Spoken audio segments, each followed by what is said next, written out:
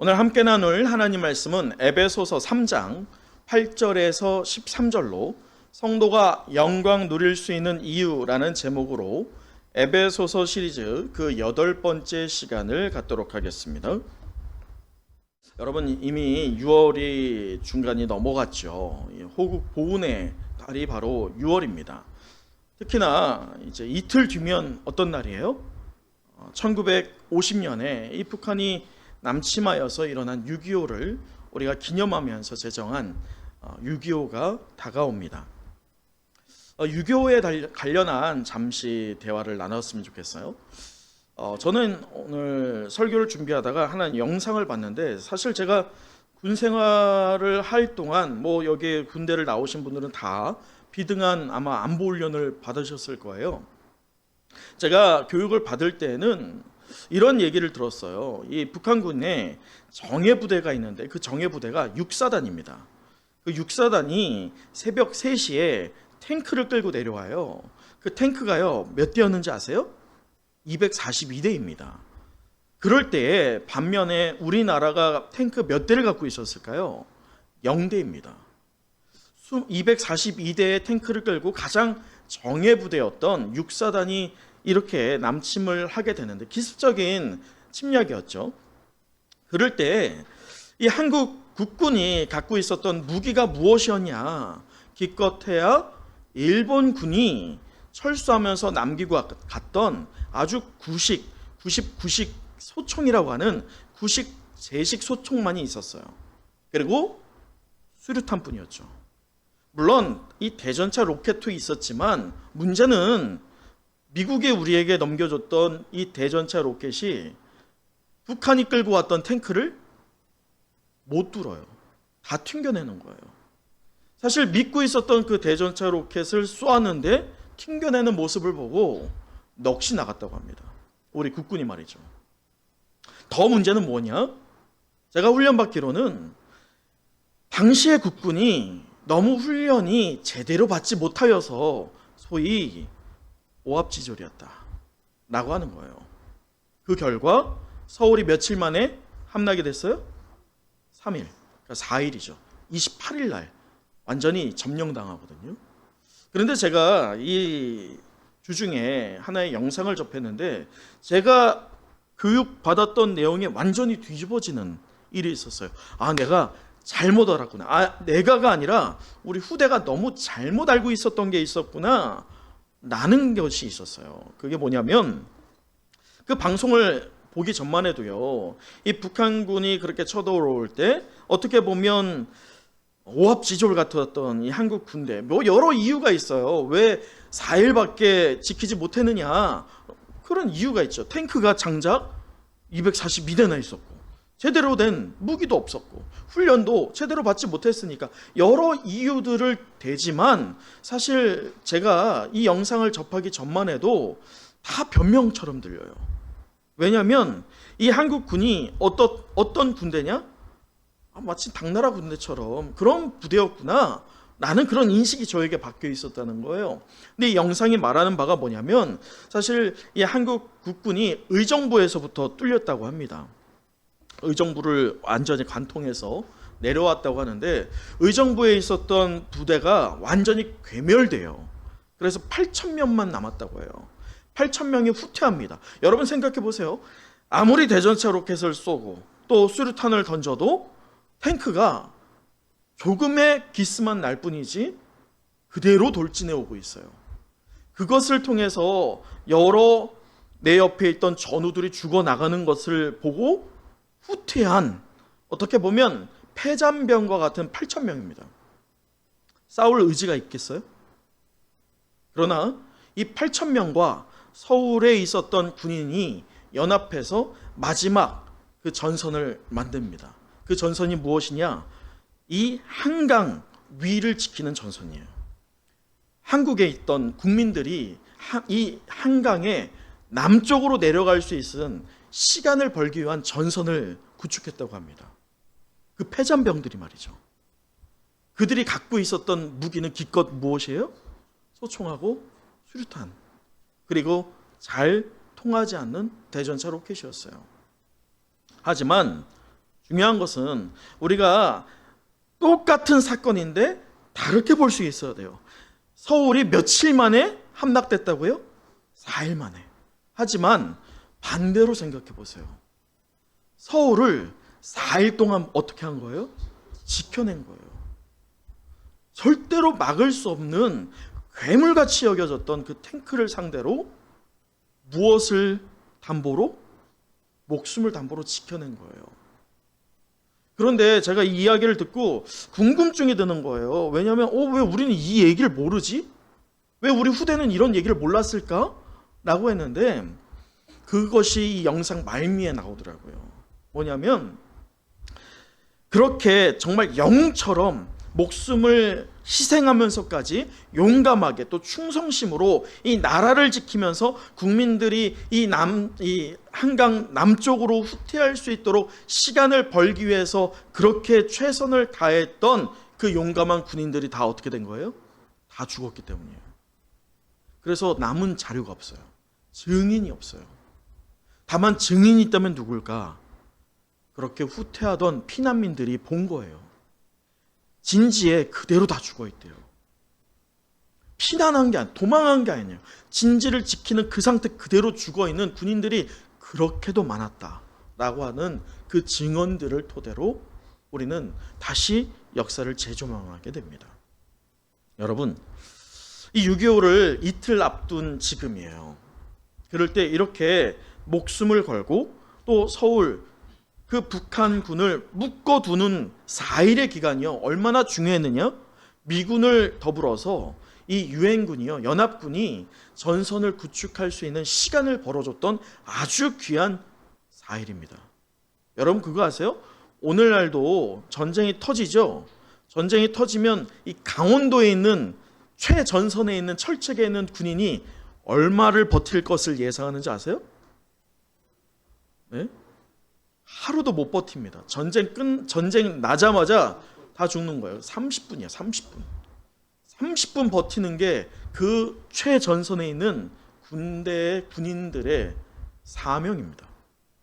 그 30분 동안 나머지 그 예하 부대가 준비할 수 있다는 거예요. 그런데 오늘날도 30분인데 장작, 소총과 수류탄만 갖고 있던 그 국군들이 오합지졸처럼 여겨졌던 그들이 장작 며칠을 4일을 버텨냈다는 거예요. 그래서 남한이 오늘 우리가 이렇게 예배드릴 수 있는 환경이 된 것입니다. 그래서 이렇게 순국 선열을 하였던 우리의 선조들을 우리가 기억하며 그들의 용맹함과 충성심을 기억하여서 우리의 숭고한 정신을 이어가는 저와 여러분 되시길 간절히 소망합니다. 다만 이러한 사건은요, 이 전쟁, 세계사적인 부분에만 있었던 것은 아닙니다. 하나님의 나라를 세워가는 부분에서도 이렇게 어떻게 보면 오합지졸 같은 사람들을 하나님께서는 사용하시고 일꾼으로 세우시고 그들을 통해서 하나님 나라를 세워감의 용맹함과 순결함과 또한 숭고함을 사용하셨다는 것을 잊어서는 안 됩니다.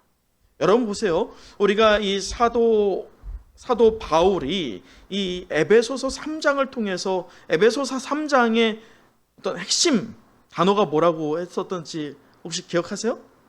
자, 저를 따라해 보세요. 교회를 교회답게 하시는 하나님. 그러니까 교회가 무엇이냐 이것을 다루고 있는 것이 바로 에베소서 3장입니다. 사실 이 에베소서가 몇 장으로 되어 있어요? 6장입니다.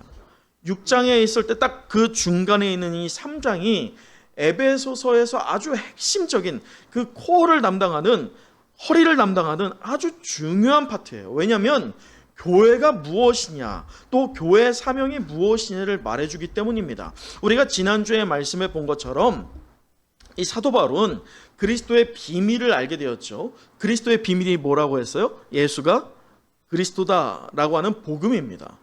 그 복음을 알게 된 사도 바울이요 어떻게 했어요? 그것을 증거하는 것에 기꺼이 어디에 갇히기까지? 감옥에 갇히기까지 열심을 내고 있고 충성을 다하고 있는 모습을 우리는 이때까지 계속 에베소서를 살펴보면서 점검한 바가 있습니다.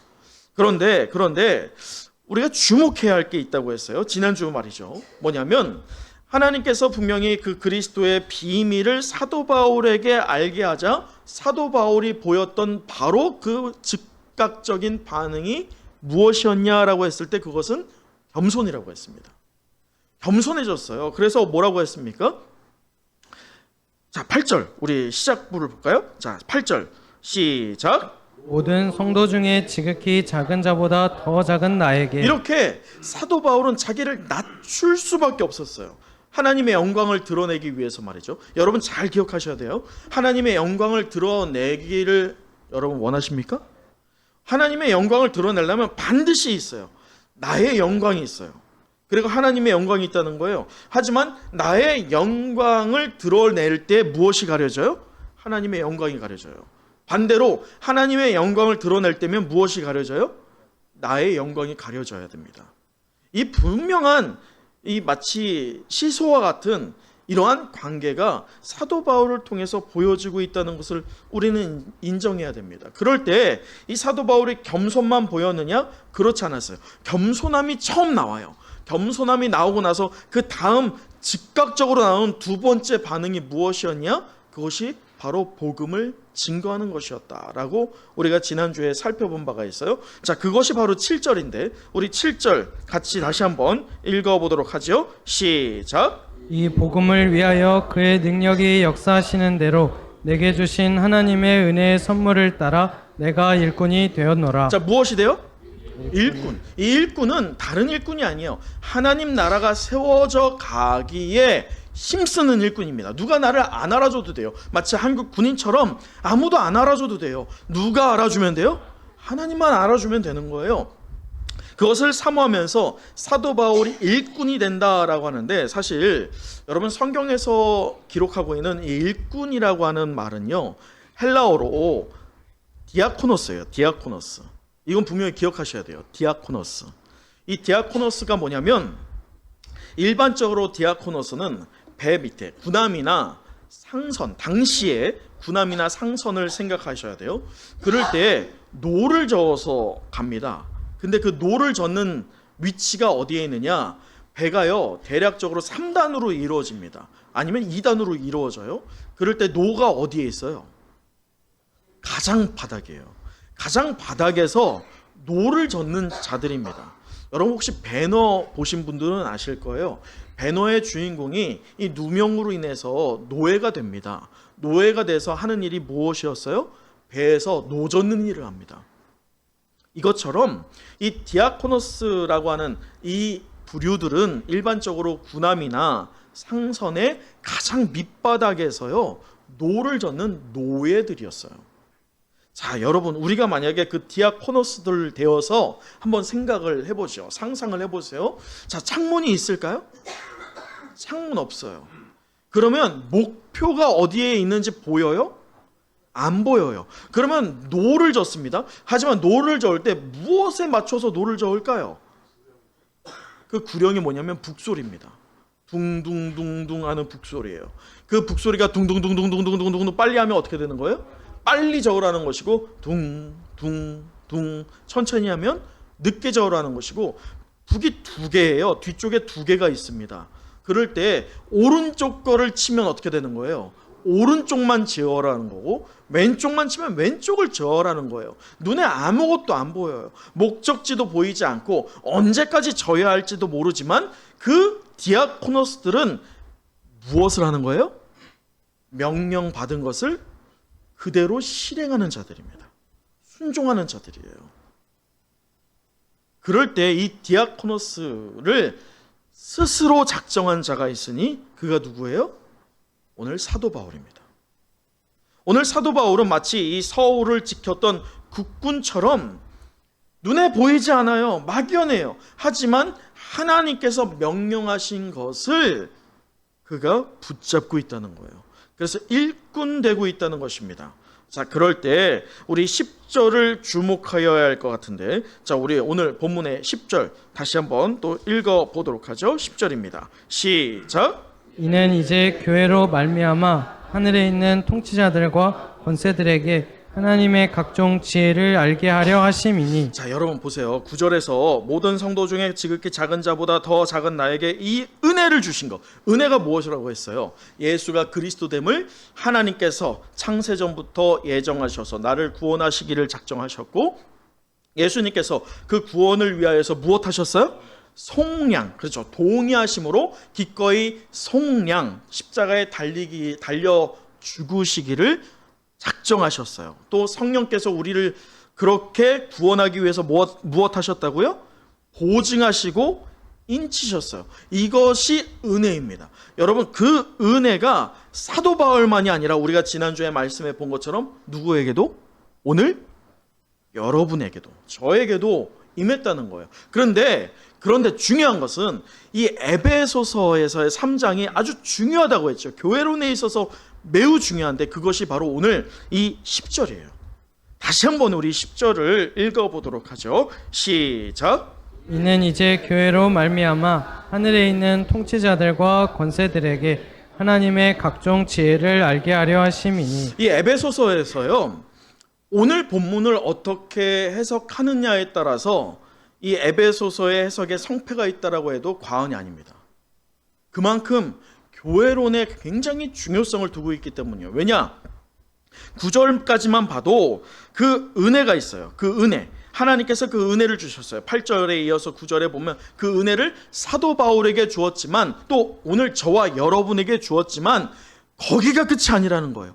궁극적으로 우리에게 그 은혜를 주신 목적이 있다는 거예요. 그 목적이 무엇이냐? 어디에까지? 교회까지 이르기를 원하는 것입니다. 여러분 봐보세요. 잘 생각해 보세요. 오늘 이 시대를 좀 잘 묵상을 해보셔야 됩니다. 교회론이 무너진 성도들의 오늘날의 믿음의 모습을 우리는 점검해 봐야 돼요. 교회론이 무너진 성도들이 보이는 믿음의 모습이 어떠냐? 어떤 사람들은요, 전적으로 예수 그리스도와 개인과의 관계를 통해서 은혜를 받았다라고 믿습니다. 여러분 그렇게 믿으세요? 맞죠? 우린 개인적인 관계가 있습니다. 그런데 이 과정에서 하나님께서는 무엇을 사용하셨어요? 교회를 사용하십니다. 보세요. 초대교회가 왜 발원됐는지를 보셔야 돼요. 초대교회가 굳이 필요했겠어요? 구원을 보았을 때?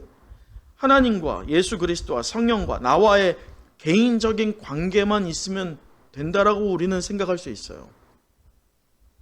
보편적인 교회론이 무너진 성도들이 그렇게 여깁니다. 그 성도들이 하는 말들이 무엇이냐? 교회는 필요 없어 입니다. 그 성도들이 하는 말들은 다 이거예요. 교회는 안 나가도 돼. 왜? 난 이미 구원받았으니까. 예수님과 나의 관계는 건강하니까 굳이 교회는 안 나가도 돼. 여기에 보태서 어떤 태도를 갖고 있냐? 교회에 대해서 교회가 부정한 부분, 교회가 연약한 부분 있어요, 없어요? 얼마나 많아요. 정말 많죠. 그것들로 인해서 교회는 부정한 것이고 약한 것이고 희망이 없다 라고 이야기하면서 교회를 나가기를 거절합니다. 우리가 인정해야 되는 것은 교회는 약합니다. 교회는 매일 개혁이 되어야 돼요. 매일 거룩함을 위하여서 우리가 거룩하지 않은 것들은 고치어야 됩니다. 변화시켜야 됩니다. 묵은 것들이 있으면 교회는 교회다워질 수 없기 때문이죠. 그렇다고 해서 교회가 없어도 될까요? 여러분 어떻게 생각하세요? 오늘날에요, 젊은 세대들은요, 교회 안 나갑니다. 그러나 예배를 드릴까요? 드립니다. 무엇으로 드릴까요? 온갖 핸드폰 매체를 통해서 드립니다. 오늘날 참 우리가 미래를 준비할 때 기도함으로 준비해야 되는 것은 이 메타버스 교회가 있어요. 메타버스 교회가 뭐냐면 우리는 오늘 이렇게 모여서 예배를 드립니다. 메타버스는 뭐냐면 여러분이 나중에는 분명히 뭔가를 착용하게 될 거예요. 하지만 지금은 어플에 들어갑니다. 어플에 들어가면 그 어플 안에 교회가 있어요. 목사님도 있어요. 여러분들 개개인이 접속해서 또 다른 자아로 접속할 수 있어요. 실존 여러분의 이름으로도 접속할 수 있고요. 거기에서 교제가 이루어질까요? 안 이루어질까요? 교제가 이루어져요. 예배 드릴까요? 안 드릴까요? 예배 드려요. 예물을 드릴까요? 안 드릴까요? 예물 드려요. 문제는 그것이 과연 온전한 예배가 될까?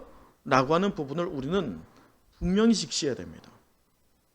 세대는요 이렇게 빠르게 흘러가요. 이미요 젊은 우리 중고등학생 친구만 해도요 학원도요 메타버스로 움직여져요. 수업도 그렇게 움직여져요. 내가 굳이 안 가더라도 집에서 접속만 하면은 수업을 들을 수 있고 커뮤니케이션을 나눌 수 있다라고 여겨지는 오늘 이 시대입니다. 너무나도 그것이 흔하게 되고 있어요. 그런데 그것이 어디에까지 적용되고 있어요?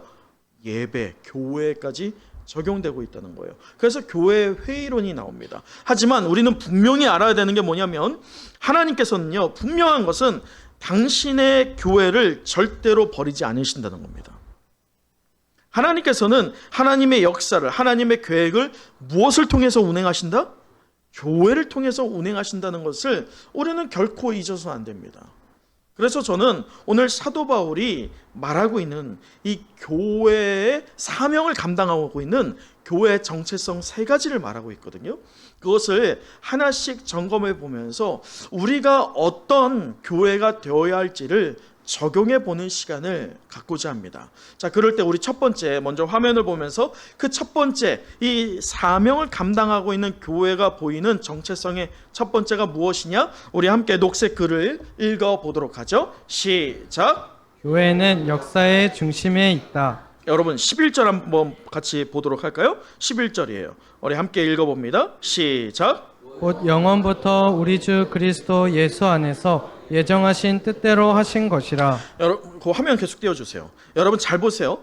영원부터 우리 주 예수 안에서 무엇 하신? 예정하신. 여러분 예정 언제 나왔어요? 개인에 대해서 나왔었죠. 하지만 오늘 이 11절을 보면 개인에서 시작하였던 예정이 무엇에까지 예정함이 이어지고 있어요? 교회에 대한 예정함으로 이어지고 있습니다. 그 영역이 확장되고 있어요. 여러분 그래서 이 하나님의 예정하심을 받은 교회는요 단순히 모이는 건물로서의 교회가 아니라는 거예요. 하나님이 예정하셨다라고 할 때면 여러분 분명히 우리가 말씀 받죠. 사도 바울이 본질상 우리가 어떤 진노의 자녀라고 했어요. 하지만 하나님께서 예정하신 것을 통해서 우리가 새로운 존재가 되었다고 했습니다. 그 새로운 존재가 누구예요? 성도라고 했어요. 그럴 때 똑같아요. 모이는 장소가 아니라 하나님이 새로운 공동체를 만드셨는데 그것이 무엇이다? 그것이 교회라는 거예요. 자, 여러분 그럴 때 우리 화면 한번 보세요. 다음 샷 보내주시죠. 자, 보세요. History is history예요. 어떻게 보면 말장난 같아요. 기독교 세계관으로 보면 이 말이 동의가 될 수 있어요. 이 말이 뭐냐면 히스토리는 역사입니다. 역사는 his, 그의 스토리, 이야기다 라고 해석이 될 수 있는 게 바로 기독교 세계관이에요. 이 말이 무엇이냐? 여러분 세계관적인 그냥 기독교를 빼고 세계관적으로 역사를 한번 보면 역사는 항상 이에치카라고 하는 사람이 말하거든요. 역사는 뭐라고요? 승자가 기록해요. 역사는 그렇게 기록됩니다.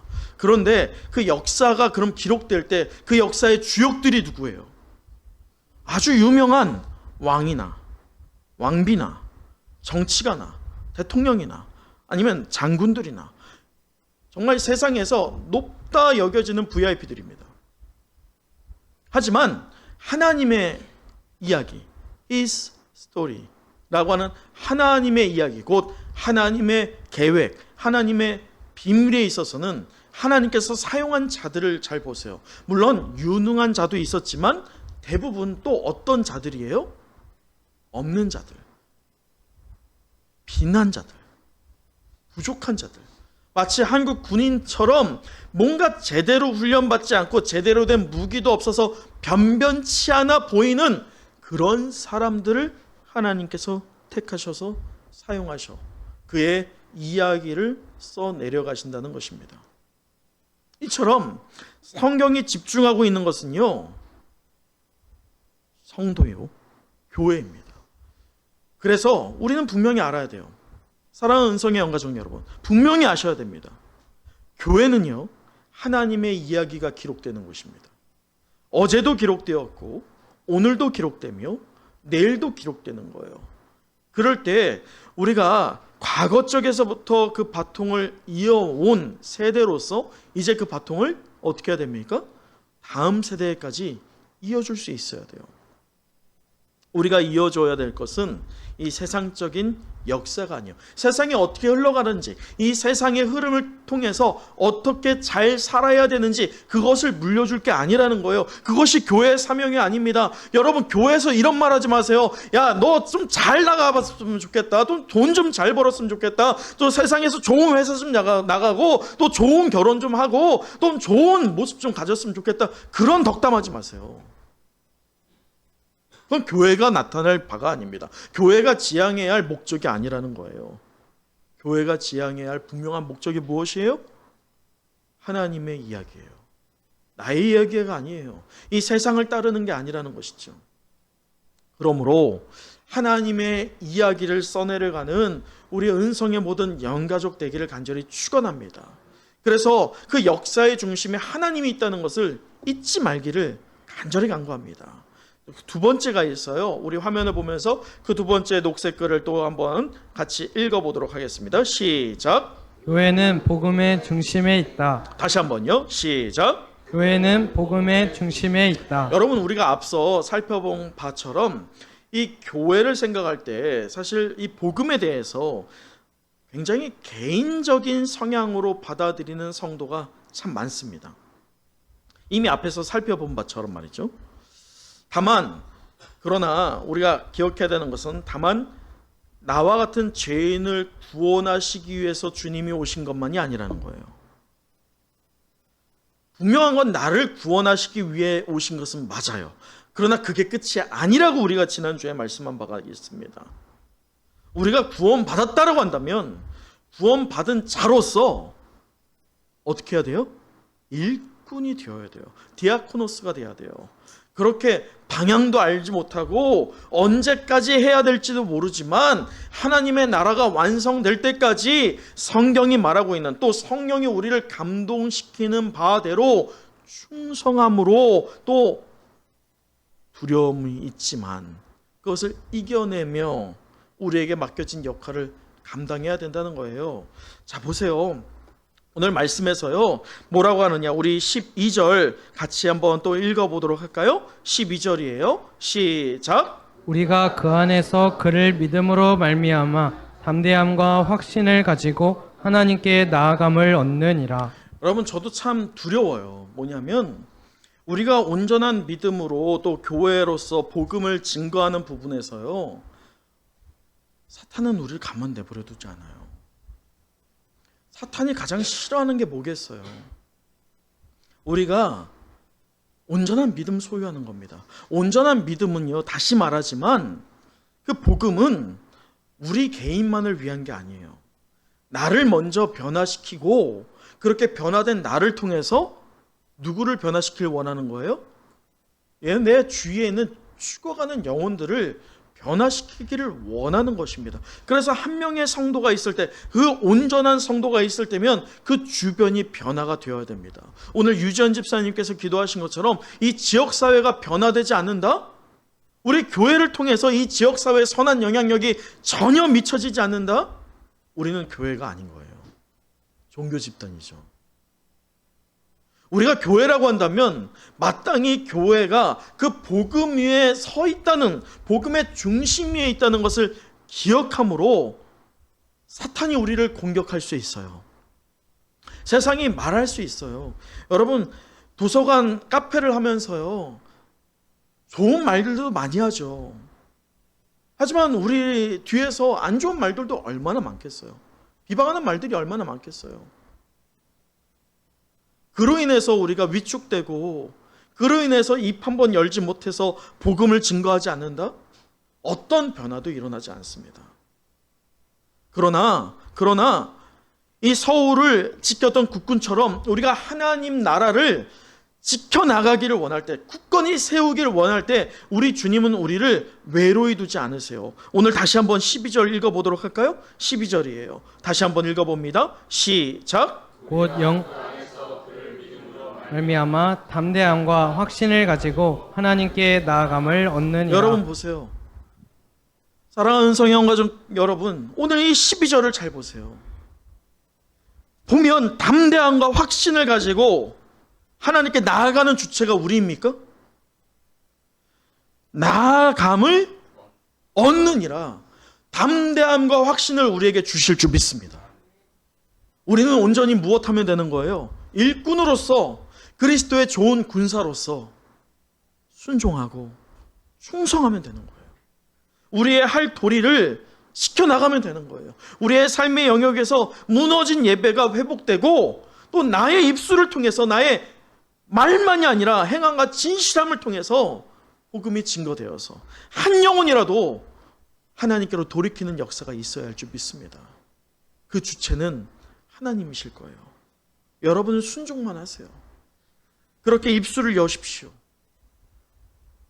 일평생 한 명도 전도하지 않는, 전도 못하는 그런 연약한 성도가 아니라 영혼 구원함이 우리의 삶의 분명한 열매됨으로 칭찬받는 우리 모든 은성의 영가족 되기를 축원합니다. 우리 마지막 세 번째를 보도록 하죠. 우리 화면을 보면서 우리 다시 한번 또 세 번째 읽어봅니다. 시작. 교회는 성도의 삶의 중심에 있다. 다시 한번요. 시작. 교회는 성도의 삶의 중심에 있다. 여러분, 교회는 성도의 삶의 중심에 있어야 됩니다. 성도의 삶의 중심에 교회가 있지 않으면 교회와 성도는 괴리감이 있어요. 언제 만나는 관계입니까? 주일에만 만나는 관계예요. 그러나 교회가 성도의 삶의 중심에 있으면 주일만이 아니죠. 그런데 오늘 사도 바울을 잘 보세요. 사도 바울이 1절에 뭐라고 했느냐? 자, 1절. 이러므로 그리스도 예수의 일로 너희 이방인을 위하여 무엇한? 갇힌 자. 지금 사도 바울이 누구를 위해서 갇혔어요? 이방인을 위해서 갇혔어요. 그럴 때 이 갇혔다라고 하는 것은 고난입니다. 고난. 그런데 오늘 1절에서 시작해서 13절에 이 대조를 이루고 있어요. 고난으로 시작했는데 이 고난이 고난으로 끝나는 것이 아니라 고난이 다른 쪽으로 연결되면서 종결되고 있어요. 우리에게 그것을 바라보게 하는데 13절 보세요. 그러므로 너희에게 구하노니 너희를 위한 나의 여러 환난에 대하여서, 자 보세요. 고난을 또 당하고 있죠. 그것을 다시 한번 얘기합니다. 야 얘들아, 내가 너희를 위해서 고난을 당한다 라고 이야기하는 거예요. 근데 그 고난의 끝이 무엇인지를 13절에 말하기를 무엇으로 끝납니까? 영광이에요. 이 고난이 영광과 이어지고 있다는 거예요. 여러분 보세요. 고난은 영광과 이어질 수밖에 없어요. 그러나 우리가 오해하면 안 돼요. 분명한 건 우리가 고난을 받을 때, 고난을 자청할 때, 고난 받음에도 그리스도의 좋은 군사요 일꾼으로서 우리가 충성을 다할 때 담대함과 확신으로 우리를 통해서 열매 맺게 하실 줄 믿습니다. 그것이 분명한 하나님의 영광일 거예요. 그러나 오늘 말씀을 잘 보셔야 돼요. 우리가 그러한 맥락에서 볼 때 우리가 보편적으로 고난받고 환난받는 이유가 뭐예요? 우리에게 장차 무엇이 있으니까? 영광이 있으니까 고난받을 만한 거 아니에요? 우린 보편적으로 이렇게 봅니다. 그거 틀렸다는 게 아니에요. 근데 오늘 사도 바울은 다른 면을 우리에게 보여주고 있어요. 자, 13절 잘 보셔야 돼요. 자, 마지막 부분에 뭐라고 합니까? 환난에 대하여 낙심하지 말라. 누구를 향한 영광이에요? 이는 너희의 영광이에요. 나의 영광이 아니에요. 우리가 환난을 받고 낙심하는 부분, 장차 우리에게 영광이 있기 때문에, 영광이 보장되어 있기 때문에 우리는 그 환난이나 고난을 기꺼이 감내할 수 있다라고 믿습니다. 근데 오늘 사도 바울은 다른 측면에서 보여주는 바가 무엇이냐? 지금 사도 바울이 환난 당한 결과로, 고난당한 결과로 누가 영광 받아요? 이방인들이, 죽어가는 자들이 영광을 받게 되는 거예요. 자, 보십시오. 사도 바울의 이러한 자기의 비전, 하나님에게서 온 것 분명히 너무나도 확신했어요. 그렇기 때문에 사도 바울은 이것을 실현하기 위해서 어떤 대가라도 그대로 치렀습니다. 감옥에 갇히는 것만이 아니었어요. 나중에 목이 잘리는 참수형을 당할지라도 끝끝내 그리스도의 복음을 증거했던 사도 바울입니다. 과연 이것이 사도 바울에게만 위임된 사역이냐라는 질문을 여러분 스스로에게 던져봤으면 좋겠어요. 결코 그럴 수 없어요. 오늘 저와 여러분에게도 동일한 사역을 위임하셨을 줄 믿습니다. 여러분, 그렇다고 해서 오늘 어디 가가지고 참수형을 당하라고 제가 말하는 게 아니에요. 지금 이 말씀에서 우리가 얘기하는 것이 무엇이냐? 이제 책임 있는 교회 구성원다워지라는 거예요. 구경꾼으로서, 말꾼으로서, 싸움꾼이 아니라 무엇으로? 일꾼으로 참된 교회 구성원이 좀 돼보자 이것입니다. 왜냐? 우리가 하나님의 가족이고 하나님이 거하는 장소라고 교회를 생각해야 되기 때문입니다. 그럴 때 환상을 현실로 만들어가기 위해 기도하고 헌신하고 필요하면 고난까지 받기를 감당할 때, 작정할 때 그 용맹함과 충성으로 무장된 일꾼 되기를 사모할 때 우리를 통해서요, 우리의 삶에 교회가 중심되어서 그렇게 복음을 선포한 결과 나도 영광을 받지만 누구도 영광 받아요? 여러분 통해서 여러분 주위에 죽어가는 영혼들도 영광 받게 된다는 것을 다시 한번 도전하는 우리 모두가 되기를 간절히 소망합니다. 여러분, 말씀을 마치겠습니다. 오늘 우리는 성도가 영광 누릴 수 있는 이유라는 제목으로 에베소서 강의 그 8번째 시간을 가졌는데, 우리 마지막으로 다시 한번 13절 말씀을 읽어보도록 하죠. 13절입니다. 시작. 그러므로 너희에게 구하노니 너희를 위한 나의 여러 환난에 대하여 낙심하지 말라. 이는 너희의 영광이니라. 사랑하는 은성의 영가족 여러분, 교회는 주님께서 친히 세우신 곳일 줄 믿습니다. 이것을 믿으십니까? 교회를 섬기는 모든 자들은 주님의 집에서 일하는 청지기, 곧 일꾼입니다. 그러므로 사람이 아니라 주님께만 담대함과 확신을 주시기를 바랍니다. 어떤 상황 속에서도 사람에 의해서 흔들리지 마시고, 또 더불어 의심하지 마시고, 오직 주님으로 말미암아 아버지 하나님께 나아가기를 결단하는 교회의 공동체가 될 때 우리 모든 문제의 그 해결책까지 하나님께서 역사하여 주실 것입니다. 이제 환난과 핍박과 고난이 오더라도 무엇하지 말아야 돼요? 낙심하지 마세요. 두려워하지 마세요. 위축되지 마세요. 그 십자가의 길을 우리가 동행해야 됩니다. 더불어 함께 말이죠. 그것이 바로 은성교회를 둔 목적이라는 것입니다. 그렇게 십자가의 길을 주님과 동행하다 보면 그리스도 안에서 환난과 핍박과 고난은 이제 영광으로 변하게 될 줄 믿습니다. 이제 여러분에게 허락된 영광을 사모하며 우리 은성교회 안에서 더불어 함께 교회를 든든히 세워가기를 간절히 사모하는 저와 여러분, 우리 은성교회 되길 간절히 간구합니다.